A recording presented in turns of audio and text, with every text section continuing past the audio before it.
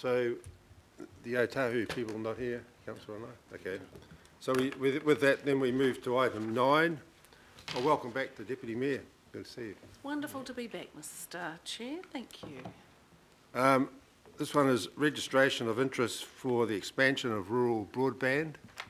There has been a Robert's here to present on this item, but there has been a political working party comprising councillors and I, Cashmore, Cooper and Webster, working on this. Thank you.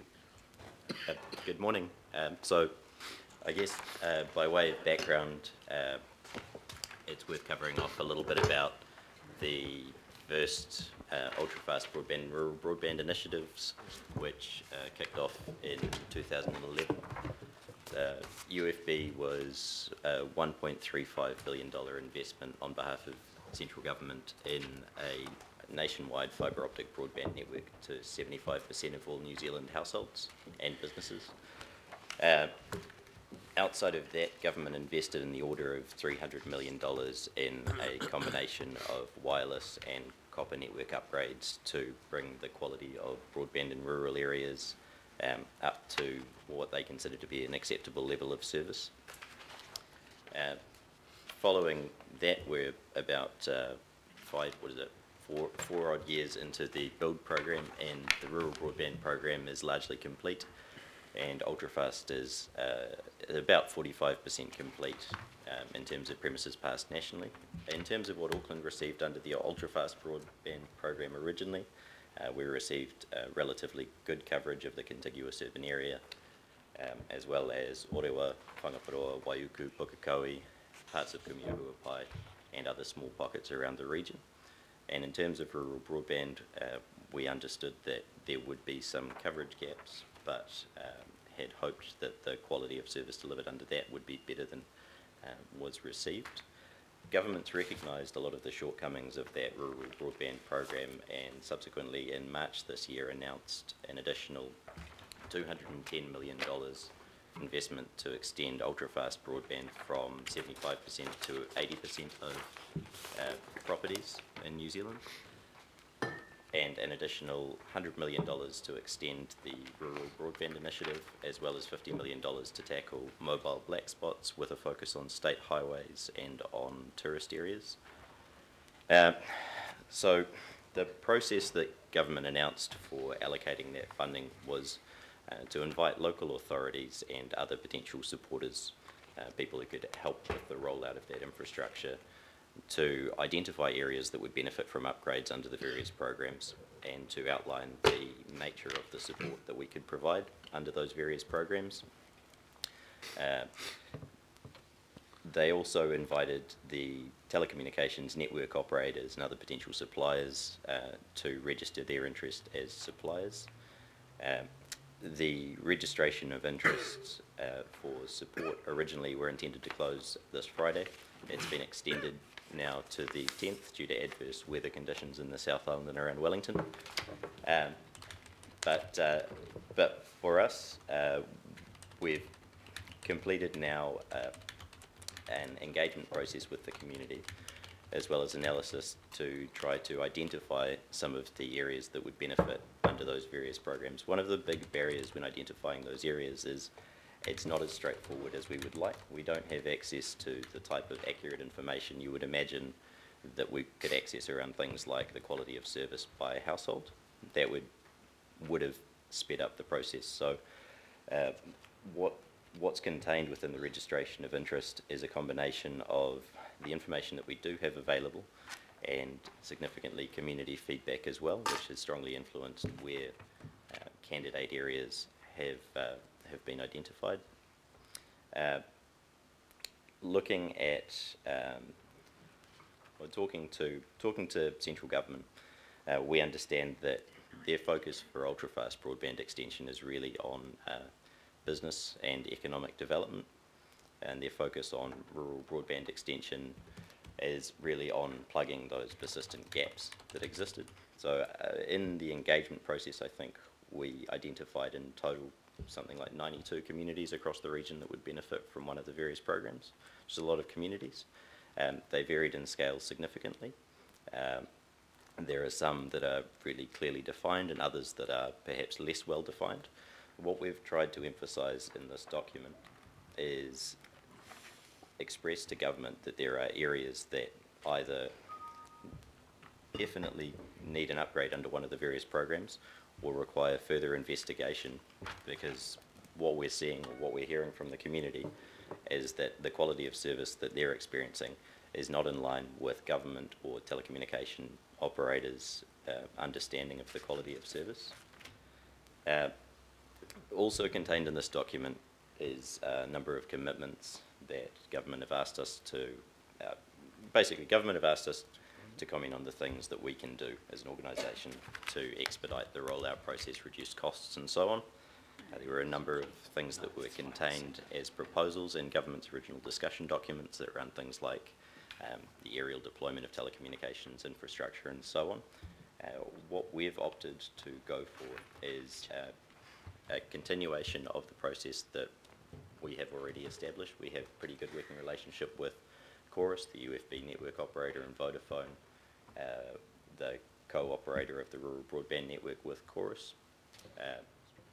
The relationship they have with our consents team is one where the major infrastructure projects team in resource consents commits to no-cost pre-engagement process, a dedicated resource, and finding expedient solutions like global consenting where those make sense for things like cell phone towers. So treating something like RBI as one project and one consent rather than treating it as multiple consents.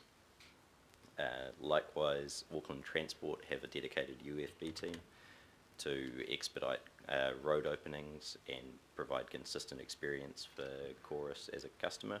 And they're open to exploring that approach under rural broadband as well. We've also gone ahead and identified a whole range of infrastructure that government have asked us to provide, although the value of that is not clear. In terms of financial commitment, government and policy staff at MB did emphasise that financial commitment would strengthen the case for any community. We aren't in a position, or certainly weren't in a position in this process to discuss that, but we feel that the commitments that we're bringing to the table do have significant, they constitute significant financial support by way of staff time and so on. And so to that end, we're hoping to be able to finalise this registration of interest document in line for submission on the 10th. The only thing that you'll note that's missing from here are supporting maps. The only reason that, the reason for developing those maps is more to provide geospatial information for central government to make it easier for them to undertake further analysis.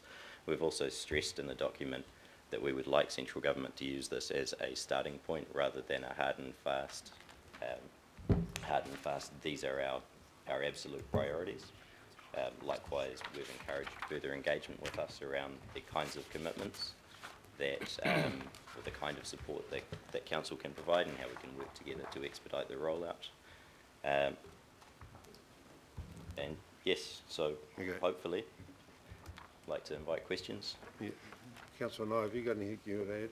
No, I just wanted to comment on the great work that's gone on so fast to get where we are today. It's great. It's a huge amount of work from our team, and I just want to pass that on. Councillor Webster? Yes, I'm very happy to move it and congratulate the work that you've done. I know from both some of my communities you've been willing to go out and talk to them. You've probably seen parts of Auckland you didn't know existed.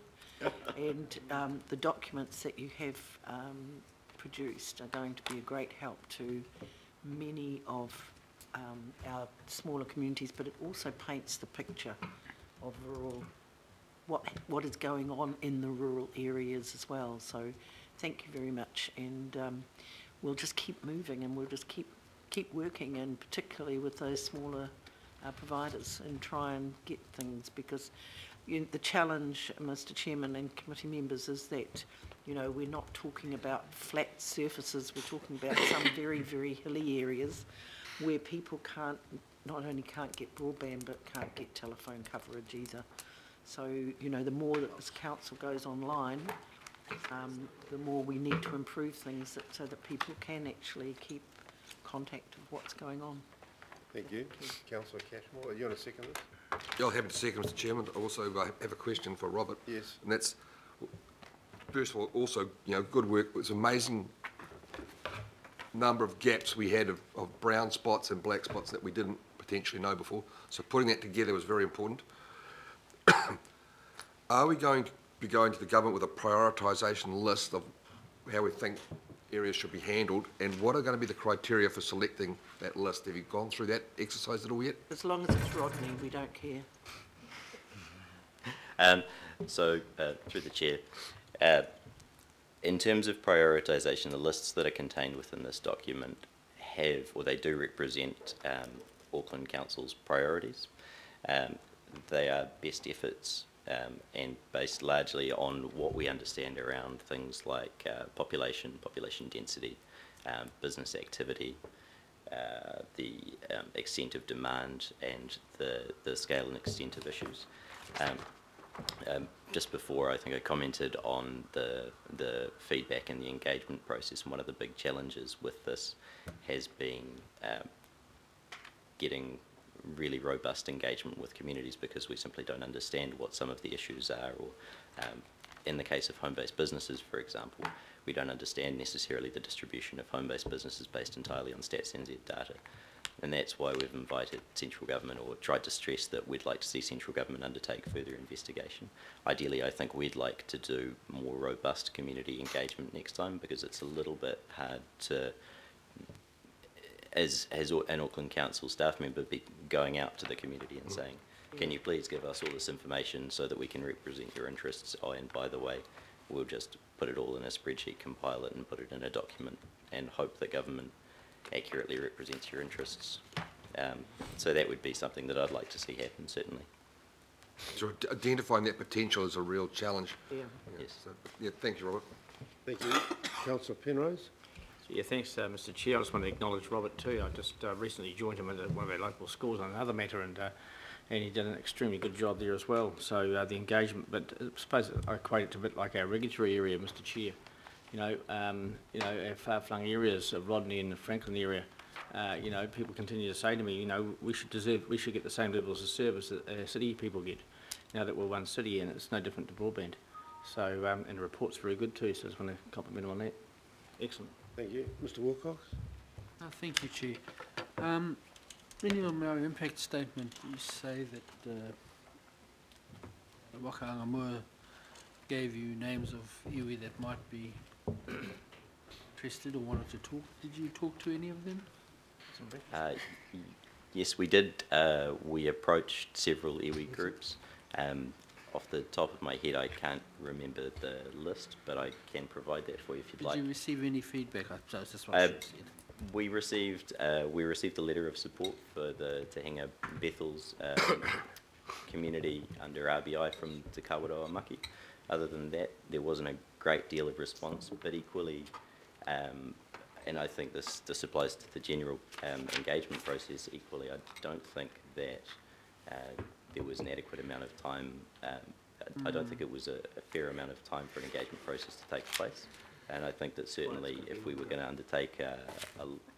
undertake more engagement, I'd like to see more robust iwi engagement. Yeah, the reason I asked because of Te Tai Tokoro Networks. Are you familiar with that, the TNPL? No, I'm not. That's the broadband cable that runs up State Highway 16. 16, yeah. Yep. To Kaitaia. Yeah. Are you, so, I mean, and that's actually an iwi, Yep. an iwi cable, so I just wanted to understand that you knew that there is some infrastructure there, we just haven't been able to tap into it. Yep. I'd just like to see that progress, so I think it's the Rena Ngāti Whātua would be our point of call for that one. It'd be really interesting to see if there are some opportunities we can explore around that. Yep. Certainly.